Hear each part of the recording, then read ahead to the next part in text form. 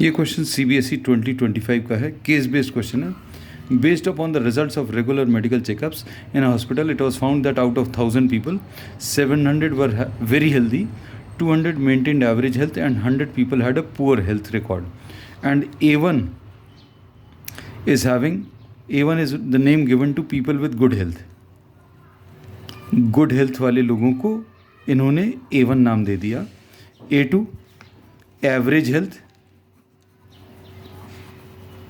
और A3 this is the name given to persons having poor health. अब इसमें इन्होंने बोला है कि probability of A1 ये क्या रहेगा कि 700 people were very healthy, तो good health वाले लोगों की probability 700 by total number of persons is 1000, so this will be 7 by 10. अब इसके बाद P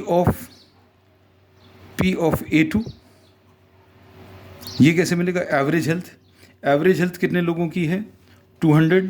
मेंटेन्ड एवरेज हेल्थ, तो दिस विल बी 200 बाय 1000, यानी ये 2 by 10 आ जाएगा.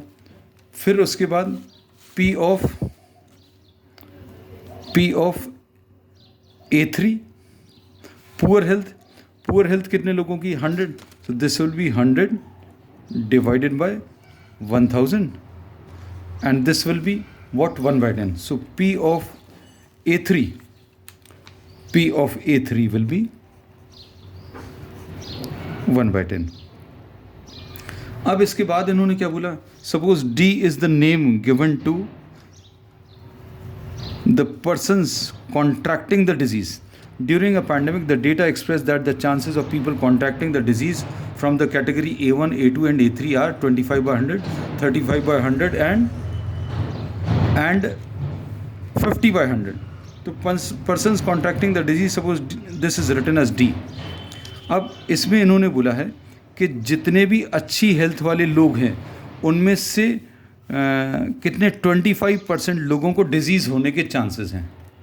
अच्छी हेल्थ वाले लोगों को डिजीज़ होने के चांसेस, इसको अभी हम लोग मैथमेटिकली ऐसा लिखेंगे D by A1. अच्छी हेल्थ वाले लोग A1, उसमें डिजीज़ होने के चांसेस कितने हैं? दिस इज़ 25%, मतलब 25 by 100. मतलब अच्छी हेल्थ वाले लोगों में से 25% लोगों को डिजीज़ होने के चांसेस हैं. मतलब persons not contracting the disease from this group of good healthy people, ये कितना आ जाएगा? अब ये जो अच्छी हेल्थ वाले लोग हैं उसमें से 25% लोगों को डिजीज़ होने के चांसेस हैं, तो डिजीज़ नहीं होने के चांसेस 75 by 100 आ जाएंगे. अब ये क्यों कैलकुलेट करें? क्योंकि ये सेकंड पार्ट में इन्होंने something is asked about this and since we have written this, तो इसके साइड में अभी हम लोग ये लिख ले रहे हैं, ईजी रहेगा समझना. P of D by A2 probability of contracting the disease from the average health group. Average health group में से एवरेज हेल्थ वाले जो लोग हैं उनमें से 35% लोग हैं जिनको डिजीज़ होने के चांसेस हैं. इसका मतलब ये है कि इस एवरेज हेल्थ वाले ग्रुप में से 65% लोग ऐसे रहेंगे जिनको डिजीज़ नहीं होगी या डिजीज़ होने के चांसेस नहीं रहेंगे. And this will be what? 65 by 100. ठीक है. अब इसके बाद probability of D by A3, ये जो पुअर हेल्थ वाले लोग हैं उसमें से डिजीज़ होने के चांसेस 50% है. मतलब 50% लोग ऐसे होंगे जिन पुअर हेल्थ वाले ग्रुप में से जिनको डिजीज़ होने के चांसेस हैं. तो इस हेल्थ ग्रुप में से, इस वाले पुअर हेल्थ ग्रुप में से डिजीज़ नहीं होने के चांसेस D by A3 ये भी 50% होगा. ये सब 100 में से माइनस करके अभी हम लोग कैलकुलेट कर रहे हैं. अब based upon the above information answer the following questions. अब इसमें सबसे पहला जो पार्ट है, a person was tested randomly, what is the probability that she has contracted the disease. अब probability of contracting the disease कब हो सकता है? That the person is selected from the good health group. आपने A1 में से select किया और इस हेल्थ ग्रुप में से लोगों को डिजीज़ हो गई D/A1। फिर दूसरी प्रोबेबिलिटी क्या है, दूसरा चांस क्या है, person selected from the average health group and this person is contracting the disease, तो D/A2 ऐसा लिख लेंगे। फिर अगला चांस क्या है, person selected from A3 group, the poor health group, and the person is contracting the disease, D/A3। अब A1 कितना है, A1 is 7/10 into D/A1। What is D/A1? D/A1 is 25/100 plus P of A2, P of A2 is 2/10 into P of D/A2 ये 35/100 plus P of A3 is 1/10 into P of D/A3 is 50/100। तो इसमें 1000 will be the LCM, 1000 LCM आ जाएगा और ऊपर क्या आ जाएगा, 7 into 25 will be what, 175 plus ये 70 आ जाएगा और ये 50 आ जाएगा।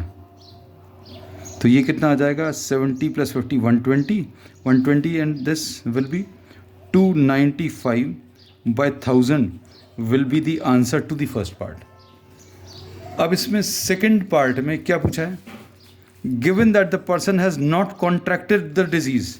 अब इसमें इन्होंने बोल दिया कि you are given that the person has not contracted the disease, what is the probability that the person is from the category A2? Probability of the person from category A2 निकालना है, P of A2 निकालना है when the person has not contracted the disease, ये दिया हुआ है।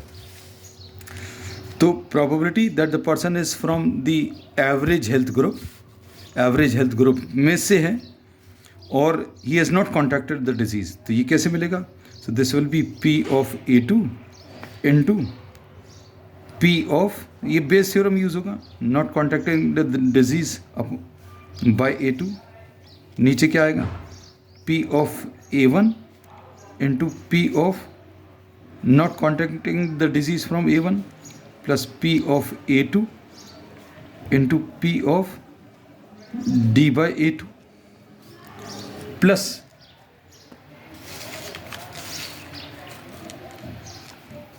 क्या आ जाएगा, P of A3 into P of D/A3। Values रख दो, P of A2 कितना है, P of A2 is 2/10, not contracting the disease from this group 65/100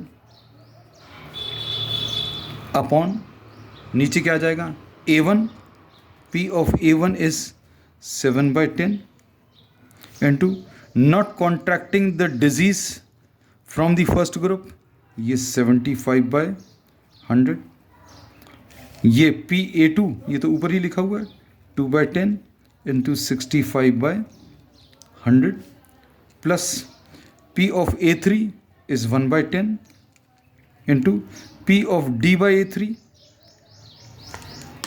not contracting the disease, D बार आएगा, not contracting the disease, this is 50/100।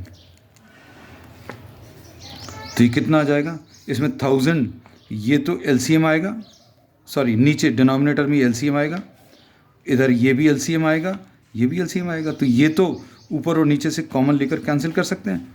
ऊपर क्या आ जाएगा, 2 into 65 upon 7 into 75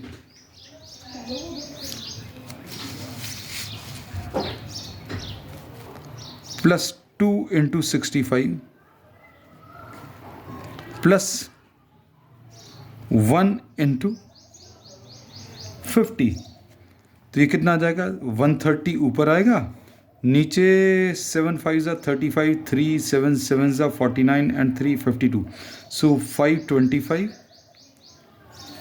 plus 130 and plus 50, तो ये कितना आ जाएगा, 180 180 plus 525 will be 705. So 130 by 705 will be the answer to the second part. Clear?